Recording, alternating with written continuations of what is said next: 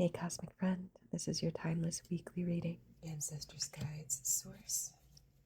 What do my creative intergenerational pattern breakers need to know for the week of June 24th through the 30th, 2024? Clarifiers? No clarifiers. Anything else they need to know? This is it. All right. Just a quick aside. This is a collective card reading. If anything that is read here does not resonate with you or you see it a different way, use your discernment. Take what works for you, leave what doesn't. And I'll see you in the reading. The week starts with the Six of Water, the Dream. This is a card of wishes. Happiness comes from solving the problems. And I mean, not solving them like you gotta manufacture a solution out of thin air. Check in with your manifestations. Make sure you're being realistic in a what are you doing for yourself and for that situation kind of reality. You can be as delulu and dream as big as you like, but what are you doing to get in alignment with that dream? Middle of the week, Queen of Clouds. Queen of Clouds, morality.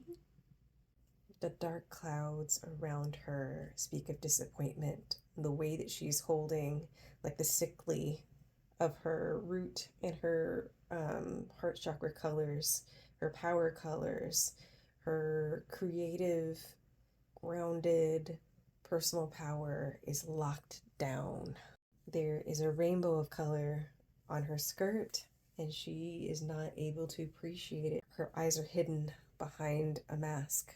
This is, when I see her, her posture is even so prudish. The first things I think of is, God is not the sex police.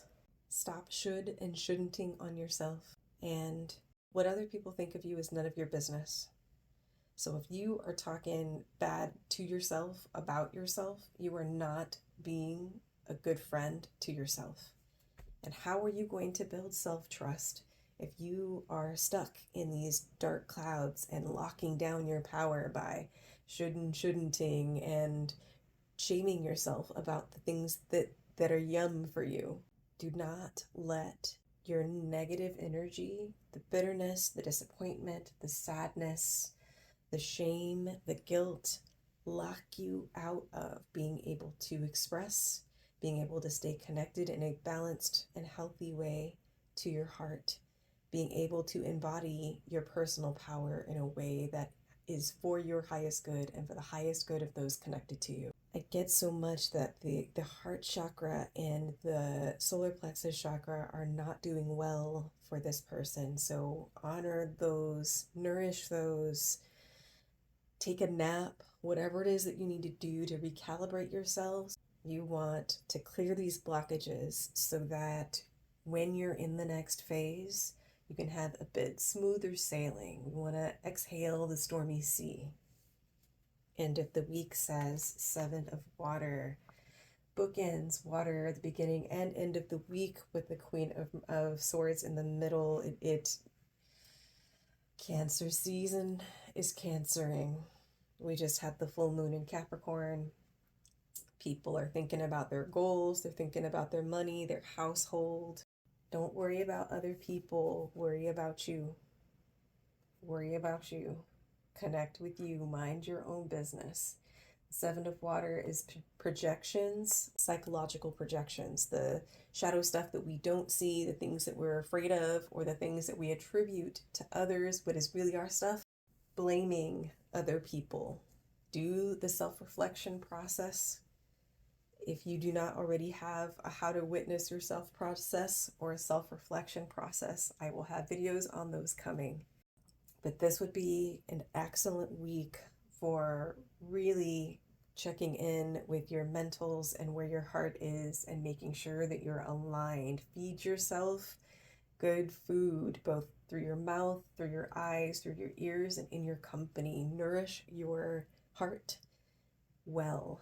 Blow off steam. Check it twice.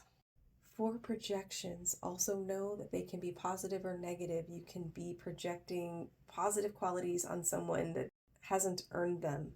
So be aware to check the highs as well as the lows and find neutral when you're doing your discernment. Double checking with the book. All of us can get caught up in projecting movies of our own making onto situations and people surrounding us. It happens when we are not fully aware of our own expectations, desires, and judgments. Instead of taking responsibility for them and owning them, we try to attribute them to others. A projection can be devilish or divine, disturbing or comforting, but it is a projection nonetheless, a cloud that prevents us from seeing reality as it is. The only way out is to recognize the game. When you find a judgment arising about another, turn it around. Does what you see in others really belong to you? Is your vision clear or clouded by what you want to see? That is the kind of inner self-work that is likely to spell leadership and success. These are the kinds of people that whatever situation shows up for them, they will be adaptable throughout it.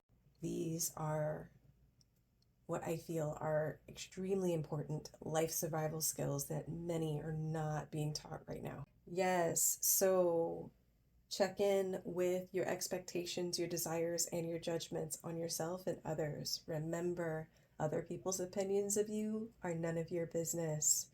The only people whose opinions really and truly matter are the select few that you have given that because of your relationship. It is not something that you have to give. It is something earned. It is something shared, and it can be lost, but if all the people are doing the work, it won't be necessary.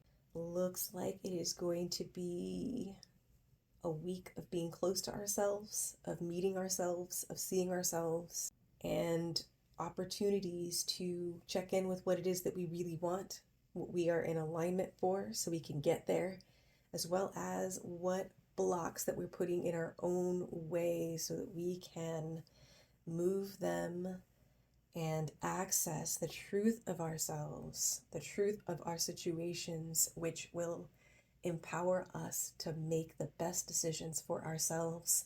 Making good decisions for ourselves means honoring our highest good and honoring the highest good of those connected to us. Remember, you got this. If you found value in this video, leave me a like, drop me a comment down below, let me know how your week has gone. If you haven't already, please remember to subscribe to my channel. This is Tanisha Ahava. It has been a pleasure serving you. I'll see you in the next one.